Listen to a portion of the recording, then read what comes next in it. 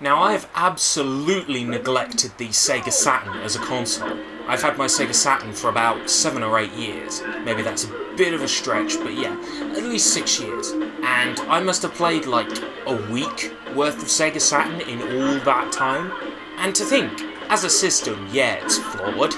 Yeah, it's nowhere near as advanced as the PlayStation. In fact, it's got barely anything going for it, especially a lack of games, which is one of the most important parts of a console after all. But for some reason, somehow or another, maybe it's the low quality 3D models, the really tiny textures, the fact that like 3D objects you can just see the seams where they're basically held together like sprites. Something about, maybe it's the low resolution output, the pixely nature of the console, but there's something about the Sega Saturn that makes it so charming and so lovable, and I feel bad. I honestly feel bad for neglecting this console for as long as I have. Because I've been so busy with work experience at the moment, when I get home and on the days I have off, it's so warm, it's so hot, I just don't feel proactive. So I decided, you know what, I'm going to stick the Sega Saturn on, I'm going to play a console I barely played before, and I'm going to go through some of these games that I haven't even played yet. And the other day, in my lunchtime at work, I popped into a local gaming shop and I picked up Fighters Megamix. Fighters Megamix, I've been looking for this for a while, as a Saturn collector. Fighters Megamix is a fighting game that's basically Sega's answer to Smash Bros. About 2 or 3 years before Smash Bros. Came out. It's Virtua Fighter 2 mixed with Fighting Vipers, and these are 2 series by Sega. But it also has characters from Virtua Fighter Kids, Sonic the Fighters, even Janet from Virtua Cop 2, and Japan-exclusive Rent-A-Hero. You know, it's an amazing mishmash of characters and genres and all sorts, all into one package. This was basically Sega's arcade department, AM2, just messing about and seeing what they could come up with. I mean, at its core, the game is pretty much Fighting Vipers, the same game you can get on the PlayStation Network and Xbox Live. But the one place in which it's rather different is that it combines different play types of Virtua Fighter 2, Virtua Fighter 3, and Fighting Vipers. And the character selection is ridiculous, with the ability to play as a car. To play as a car! How cool is that? I'm gonna take this tangent just to, apologise for the quality of this footage, by the way. Basically, when I try to record Sega Saturn footage through my ordinary capture device, my Hopog, this is what it comes out as.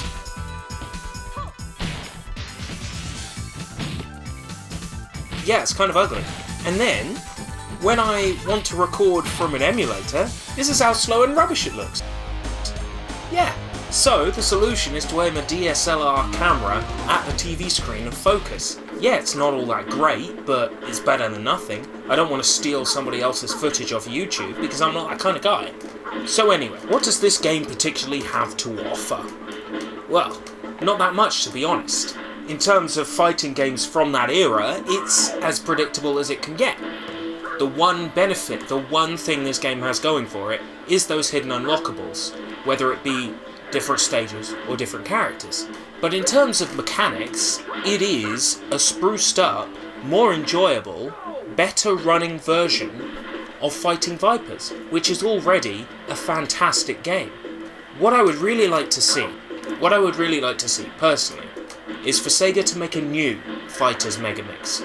All they have to do is take the Virtua Fighter 5 engine, keep all of Virtua Fighter 5's characters as they are, especially as they are in Final Showdown, right? Then, remodel and port over the characters from Fighting Vipers. Hell, we could even have the characters from Last Bronx. Does anybody remember Last Bronx?